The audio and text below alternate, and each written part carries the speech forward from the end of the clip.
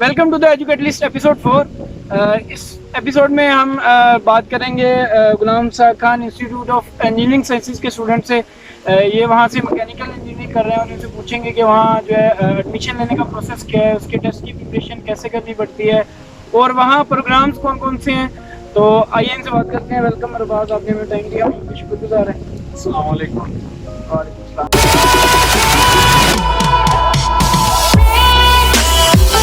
अरबाज, अब हमें ये बताएंगे कि आपने टेस्ट की प्रिपरेशन को कैसे की? प्रिपरेशन का जो तरीकाकार है ना, वो यही है कि कोर्स को फॉलो करना है। बाकी ये जो आप एक प्रोफेसर के पास चले जाएं, किसी के पास भी चले जाएं, academy में कर लें। सारी बात है, अगर कोई एक्सपीरियंस टीचर है तो आपको ठीक ही गाइड करेगा। ठीक है, आप एक अच्छी अकेडमी ज्वाइन कर लें, टिप्स चले जाएँ, नीट अकेडमी चले जाएँ, कबीर मजीद अकेडमी चले जाएँ। वो आपको एक चैनल प्रोवाइड कर देंगे जहाँ पर आप प्रैक्टिस कर सकते हैं, लेकिन पढ़ना आपने खुद है। उन्होंने आपको बस एक गाइडलाइन देनी है कि आप ये टॉपिक तैयार कर लें, ये इसकी ओवरलाइन है, ये वगैरह, लेकिन इन डेप्थ स्टडी आपने खुद करनी है। आपने जो है वो कहाँ से की थी? किसी अकेडमी से की थी? मैंने अकेडमी से प्रिपरेशन की, अकेडमी से। कबीर मजीद अकेडमी से मैंने प्रिपरेशन की थी। और प्रिपरेशन के दौरान जो है आपकी रूटीन जो थी बेसिकली वो कैसी थी? मतलब कोई एक आप स्केड्यूल को फॉलो कर रहे थे जिस तरह यूजुअली एफएससी के स्टूडेंट करते हैं, सुबह उठते हैं 18 घंटे दिन में पढ़ते हैं, कुछ इस तरह का आपका सिनेरियो था, या आप जो है वो अकेडमी पढ़ के, या बेसिकली आपकी जो रूटीन थी वो क्या थी? यार दरअसल बात यह है कि यहाँ पर हमें रूटीन तो फॉलो करनी पड़ती है, लेकिन मैं चूँकि हॉस्टल में रहा था इसलिए ना रूटीन थोड़ी आगे पीछे हो जाती है, उससे मसला नहीं होता। लेकिन आपने नींद को पूरा टाइम देना है, अपने आप को थकने नहीं देना है। आप थक जाएं, आपसे पढ़ाई ना हो और आप 3 घंटे बैठे रहें और आपसे पढ़ा आधे घंटे के बराबर ही ना जाए, ये बात ठीक नहीं होती। एक आप प्रॉपर चैनल जाएं, स्टडी को प्रॉपर एक स्केड्यूल बनाए पढ़ने का, जिसमें पढ़ना है, सोना है, रेस्ट करना, ताकि एक इफेक्टिव स्टडी, एक जिसे बोलते हैं ना इफेक्टिव स्टडी हो, ताकि आप आराम करके पढ़ना शुरू करें, ताकि आप आधे घंटे में वो चीज़ें कवर कर लें जो आपने थकावट में 3 घंटे में कवर कर ली। बाद आप ये बता सकते हैं कि जीकी में जो प्रोग्राम्स हैं वो कौन कौन से ऑफर होते हैं? जीकी में जो मैं ऊपर से नहीं कराती हूँ, ऊपर से नीचे कराते हैं। सबसे ऊपर मैकेनिकल आती है और उसके नीचे सिविल, जो पिछले साल ही शुरू हुई, लेकिन उसका मेरिट अब मैकेनिकल के पास होगा। सिविल वो ट्रम्प यूनिवर्सिटी कराते हैं पंजाब के अंदर।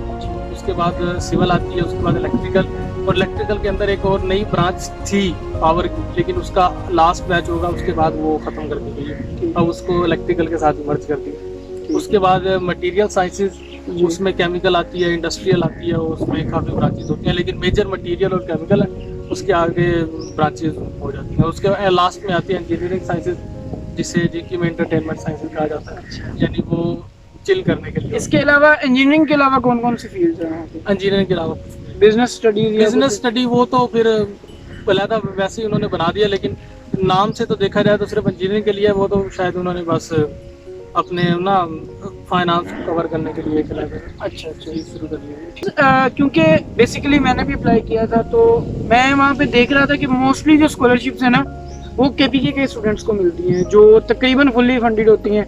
मैं गलत हूँ इस बारे में, लेकिन आप क्या बताएंगे स्कॉलरशिप्स कितनी मिलती हैं? अगर आपको मिलती हैं तो आपका फिर वो जो है लिविंग एक्सपेंस कितने आते हैं, तो इसके बारे में थोड़ी सी। इसका तरीकाकार ये, पंजाब वालों को भी मिलती हैं, सिंध वालों को शायद कम मिलती हो, लेकिन पंजाब वालों को मिलती है। वो जो एक बड़ा इदारा है पंजाब एजुकेशन एंडोमेंट फंड, पीफ की तरफ से मिलती है। स्कॉलरशिप नीड बेस होती है, इसमें मेरिट का कोई सीन नहीं होता। आपका अगर मेरिट नंबर लास्ट भी है तो यानी एक पूरे 1000 लोगों में लास्ट भी है, लेकिन आपको नीड ज़रूरत की बुनियाद पर आपको स्कॉलरशिप दी जाएगी। और लोन जो होता है, लोन भी मिलता है, लोन जीकी खुद देती है, वो मेरिट बेस होता है। Merit base plus need base, यानी अगर आप पहले 300 350 मेरिट नंबर में आ जाएं तो आपको लोन मिल जाएगा। तो अगर आपको नीड बेस पे भी प्लस मेरिट, दोनों चीज़ें। अगर आपको स्कॉलरशिप्स मिलती हैं, क्योंकि पीफ की है, जो कुछ दोस्त मेरे यूटी में पढ़ रहे हैं उनको तो सिर्फ वो साल की 50,000 कुछ इतनी मिलती है। पीफ यहाँ पे आपको कितनी मिलती है कि वो आपका जो है सारा एक्सपेंस कवर कर देती है साल का प्लस? साल का तो कवर नहीं होता, वही मैं बता रहा हूँ ना, नीड बेस होता है पीफ का। लेकिन पीफ मेरे जो कुछ दोस्त हैं उनका 50% तक एक्सपेंस कवर कर रही है, सालाना, यानी 3.5 लाख तक उनको मिल रहा है जी। और कुछ मेरे दोस्त ऐसे हैं जिनको सालाना स्कॉलरशिप मिल रहा है 3.5 लाख, और 3 लाख उनको जीके की तरफ से लोन मिल रहा है, और उनकी ओवरऑल फीस जीरो। ठीक। लोन वो ग्रेजुएशन के बाद पे करेंगे, शायद 10 साल का टाइम होता है। अरबाज, अब हमें ये बताएंगे कि जो जीकी है वो उसकी कौन सी इंजीनियरिंग जो है उसकी पहचान है जिसमें वो एक्सपर्ट हैं, उनके पास टीचर्स बहुत अच्छे हैं और उसके बाद जो है इंडस्ट्री में प्लेसमेंट उनकी बहुत अच्छी है। इंडस्ट्रियल प्लेसमेंट तो ये तो एक स्टूडेंट पर डिपेंड करता है, उसने कितने अच्छे से स्टडी किया, उसका यानी अप्रोच किस तरह की। जैसे एक मिसाल देते हैं ना, अगर आपकी गाड़ी ख़राब हो जाए तो आप एक मैकेनिक के पास जाएंगे, इंजीनियर के पास भी जाएंगे। इसी तरह आपको फैक्ट्री अगर अच्छे तरीके से चलानी है, मशीनरी हैंडल करनी है, आपको एक अच्छे इंजीनियर की ज़रूरत होगी। और जीकी का ये है कि यानी वहाँ से जो ग्रेजुएट होता है उसकी ना एक कम से कम मार्केट में ना एक वैल्यू होती, वैल्यू इन अ सेंस कि उनको पता होता है यार इसने कुछ ना कुछ किया होगा, इसको आता होगा, वो चीज़ एक अंडरस्टूड होती है। यानी ये एक टैग लग जाता है भी, यानी इसको कुछ ना कुछ आता ज़रूर होगा जी ये। और उसके अलावा मैकेनिकल तो सबसे यानी ऊपर मानी जाती है जीके की। जी। और बाकी अभी सिविल का डिपार्टमेंट ओपन हुआ है, वो ममनून हुसैन शायद उन्होंने इफ्तिताह किया था। वो कह रहे थे कि यहाँ से जो इंजीनियर्स ग्रेजुएट होंगे, जो पहला बैच होगा, दूसरा बैच, उनको हम जॉब्स देंगे सी पैक में। उनकी उधर जॉब्स के लिए उन्होंने कहा था कि यानी हम एक स्पेशल कोटा रखेंगे, जो सिविल इंजीनियर यहाँ से ग्रेजुएट होंगे उनकी उधर जॉब। बाद आप हमें ये बताएंगे कि जो टेस्ट है इसमें कौन कौन सी बुक्स जो है सब्जेक्ट्स इंक्लूड होते हैं और इसको, इस टेस्ट को जो है वो किस तरह अटेम्प्ट करना चाहिए, जिस तरह पहले कौन सा पोर्शन करें और जो बेसिकली ओवरऑल टेस्ट के बारे में हमें बताएं। ओवरऑल इसमें फिजिक्स, मैथ्स और इंग्लिश ये 3 सब्जेक्ट्स होते हैं। फिजिक्स के 30 MCQs, मैथ्स के 30 और इंग्लिश के 20, और केमिस्ट्री इसमें टेस्ट में नहीं होती। और ये एक प्लस पॉइंट मिल जाता है ICS वालों को, अच्छा कि वो इंजीनियरिंग में एडमिशन ले सकते हैं, क्योंकि ज़्यादातर ICS का ये होता है कि केमिस्ट्री की वजह से वो दूसरी इंजीनियरिंग साइंसेज में जा ही नहीं सकते कंप्यूटर साइंसेज के अलावा। ये एक एज मिल जाता है कंप्यूटर ICS वालों को। तो इसका तरीकाकार ये है कि यानी अगर आपकी अंग्रेज़ी बहुत अच्छी है, जो अक्सर FSC वालों की नहीं होती, वो पहले अंग्रेज़ी को अटेम्प्ट करें, क्योंकि उसमें नेगेटिव मार्किंग नहीं है। उसमें वो कम्प्रीहेंशन का एक पैराग्राफ होता है जो ठीक ठाक मुश्किल किस्म का होता है, जो कम से कम मुझे मुश्किल लगा था, बाकी पता नहीं दूसरों को कैसा फील होगा देख के। और 5 सिनोनिम्स होते हैं, सही। और बाकी मुझे याद नहीं बाकी उसकी क्या तरतीब होती है, लेकिन कोशिश करें भी मैथ से शुरू करें, क्योंकि मैथ से जब आप शुरू करेंगे आपका एक माइंडसेट बन जाएगा कैलकुलेशन वाला। चलते आएंगे फिजिक्स में तो थ्रू आउट कैलकुलेशंस होती हैं, कैलकुलेटर आपके अलाउ नहीं होता सारी आपको करने, और वहाँ पर कोई ऐसी कैलकुलेशन होती भी नहीं है कि आपको कैलकुलेटर की जरूरत पड़े। ठीक, तो आप जो बता रहे हैं कि पहले इंग्लिश, मैथ और फिजिक्स, अगर आपकी इंग्लिश अच्छी है तो नहीं, इंग्लिश पे टाइम ज़ाया ना करें, फिजिक्स और मैथ पे तवज्जो दें, क्योंकि 80 MCQs में से टोटल अगर आप 45-50 तक ठीक कर लेते हैं तो आपका टॉप जो फील्ड है उसमें आपका admission क्योंकि टेस्ट मैंने भी दिया था तो टेस्ट जो है वो ठीक ठाक मुझे इसका मुश्किल लगा था।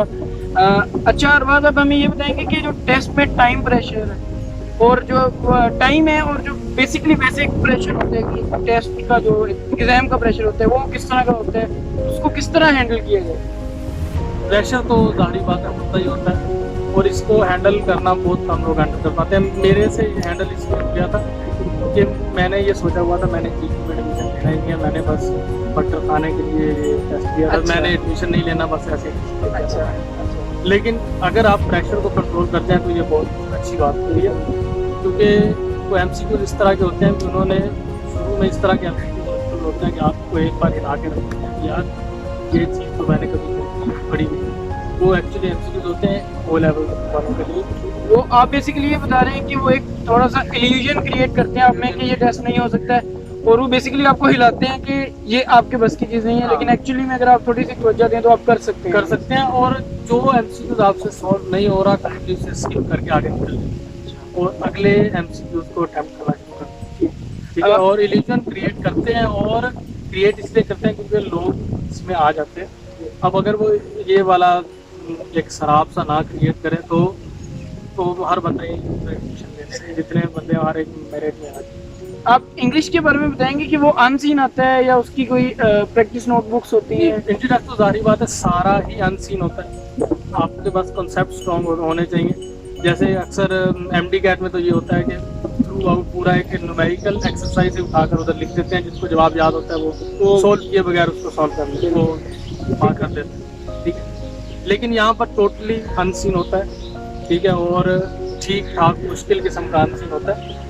बंदा ना एक बार सोचता है कि नहीं ये मुझसे ना हो पाएगा। अच्छा, तो आप बता सकते हैं कि टेस्ट की प्रिपरेशन के लिए कोई books, practice book practice books तो बस यही है, कोई भी किप्स की ले लें, ये नहीं होता कि किप्स की बुक्स में एमसीक्यूज अच्छे होते हैं, दूसरी में बुरे होते हैं। बुक्स कोई भी ले लें, प्रैक्टिस करनी होती है कैलकुलेशन की, और ये नहीं होता कि अगर आपके पास कॉन्सेप्ट है तो आप उसको सॉल्व कर लेंगे, नहीं, प्रैक्टिस बहुत ज़रूरी है। यानी कोई भी बुक ले लें जिसमें बेसिकली इंट्री टेस्ट के जो एमसीक्यूज दिए हुए हैं। पास्ट पेपर्स तो जीके आउट नहीं करता, पास्ट पेपर्स जैसे किस तरह के होते हैं, हाँ एक सैम्पल पेपर मौजूद होता है लेकिन उससे कोई फ़ायदा नहीं होता। अच्छा अरबाज, आप ये बताएं कि एकेडमी ज्वाइन करना ज़रूरी है टेस्ट के लिए या नहीं ज़रूरी, क्योंकि एक बेसिकली आप कह लें कि नॉर्म बन चुकी थी, जिस बंदे ने भी इंट्री टेस्ट की तैयारी करनी है वो एकेडमी जाएगा, किप्स जाएगा या लाहौर जाएगा, वहाँ से वो तैयारी करेगा, फिर ही उसका एडमिशन होगा 5-6 साल से। इस दफ़ा तो एक कोरोना ने एक तरह से आप कह लें कि वो एक जो रस्म या एक वो लोगों की आदत बन गई थी उसको खत्म कर दिया है। तो स्टूडेंट कोई इसको एज ए एक्सक्यूज़ भी यूज़ कर सकते हैं कि भाई सीनियर्स ने जो एकेडमी से तैयारी की थी हमें तो वो मौका नहीं मिला है, तो हम जो है इसलिए हमारा एडमिशन नहीं हुआ। तो बात पता क्या है कि अगर एक पर्सन ए को मौका नहीं मिल रहा अकेडमी ज्वाइन करने का, तो पर्सन जी को भी नहीं मिल रहा। आप एक ही यानी एक एरिया में आ गए, एक ही पूल में, आपको कोई ये नहीं है भी अगर एक बंदा अकेडमी ज्वाइन कर रहा है तो दूसरा नहीं कर रहा, नहीं, हर किसी को मौका नहीं मिल रहा अकेडमी ज्वाइन करने। इसलिए कि सबका कंपटीशन एक ही लेवल पे, जैसे पहले हर बंदा अकेडमी ज्वाइन करके टेस्ट देता था, इसी तरह अब भी वैसा ही सीन है, कोई बंदा अकेडमी ज्वाइन कर ही नहीं रहा। ठीक है, तो इसका कोई फ़र्क नहीं पड़ना चाहिए। बाकी सीन ये होता है कि अकेडमी ज्वाइन करने का ये फ़ायदा होता है कि वहाँ के जो प्रोफेसर होते हैं उनके पास एक्सपीरियंस होता है, वो आपको शॉर्टकट्स बताते हैं क्वेश्चन सॉल्व करने के। ये इस तरह का क्वेश्चन है, अगर आप इसको थ्रू प्रॉपर चैनल जाएंगे तो आपको 10 से 15 मिनट लग सकते हैं, लेकिन अगर आप इसको शॉर्टकट से करें तो आपको आधा मिनट भी नहीं लगेगा। जैसे डिफरेंशिएशन में एक रूल बहुत फेमस है, एल ऑर्बिटल रूल, जो इंट्री टेस्ट में हमें सिखाया जाता है। बिल्कुल, वो उससे एक क्वेश्चन जो उसमें शायद कंटिन्यूअस फंक्शन आइडेंटिफाई करना होता है, एल ऑर्बिटल से वो मैक्सिमम आधा मिनट लगता है। और अगर आप थ्रू प्रॉपर चैनल जाएं तो आपको 5-6 मिनट आपके इजीली लगते हैं। 5-6 मिनट उसके जिसकी बहुत ज़्यादा प्रैक्टिस है, नॉर्मल आदमी के 10 से 12 मिनट लग जाते हैं। तो बेसिकली अगर आपके अभी भी कंसेप्ट वीक हैं या आपको किसी जो है टॉपिक में मसला आ रहा है, या बेसिकली आप वही अपनी एक आदत पूरी करना चाह रहे हैं लेक्चर्स लेने की, तो इसके लिए वेबसाइट्स हैं, खान अकेडमी है, फिर कुछ हमने जो है अपने एजुकेटर लिस्ट के जो है फेसबुक पेज पे भी शेयर की थी एक बाकायदा लिस्ट के ये अकेडमीज़ हैं जो वर्चुअल प्रिपरेशंस करवा रही हैं आपको। फिर एक गो टेस्ट के नाम से है, पाक स्टडी प्रिपरेशन के नाम से, आई थिंक अगर मैं वो भूल नहीं रहा हूँ तो, एक जीक प्रिपरेशंस के नाम से वेबसाइट है। तो इसमें आपको वो प्रैक्टिस क्वेश्चंस दिए जाते हैं, अगर आप लाहौर नहीं जा सकते हैं या किसी आपको बुक्स की जो है अवेलेबिलिटी का इशू है तो आप उनसे वो प्रिपरेशन कर सकते हैं। अरबाज, आप हमें ये बताएंगे कि बच्चे जो हैं वो अभी जाते हैं घरों से बाहर, मोस्टली हॉस्टल्स में रहने के लिए एफएससी के बाद, उनके पास मोबाइल भी होता है, इंटरनेट भी होता है, सोशल मीडिया भी होता है, तो ये उनकी डिस्ट्रैक्शन में डिस्ट्रैक्ट करते हैं उनको, या उनकी प्रिपरेशन में इसका कितना किरदार है? वैसे आप एफएससी लेवल पे बात करें? नहीं, एफएससी के बाद प्रिपरेशन के लिए जो गए हैं लाहौर बच्चे, पहली बात तो ये कभी तो कोई ध्यान नहीं है लाहौर, हाँ अगर जाते तो ये चीज़ इफेक्ट करती है, लेकिन अभी भी क्योंकि वो सबके पास मोबाइल्स तो हैं, ये चीज़ वो लॉकडाउन की वजह से सारा ये चीज़ बहुत इफेक्ट करती है अगर आप इसको बहुत ज़्यादा यूज़ करें। जैसे यूनिवर्सिटी में अगर आपके एग्ज़ाम हो रहे हैं ना, तो आप फेसबुक को इंस्टॉल कर दें, इंस्टाग्राम को, ट्विटर को, जो भी सोशल ऐप्स आप यूज़ कर रहे हैं उनको अनइंस्टॉल करते हैं, तो आपके पास एक दिन के कम से कम 3 से 4 घंटे फालतू होते हैं जो आप उधर ज़ाया कर देते हैं। 3 से 4 घंटे मैं एटलीस्ट बता रहा हूँ, ज़्यादा से ज़्यादा तो 10 घंटे तक चला जाता है, क्योंकि जैसे ही क्लास से हम बाहर निकलते हैं स्वाइप करना शुरू कर देते हैं, ये फील आ गई, ये चीज़ इफेक्ट करती है। कोशिश करें कि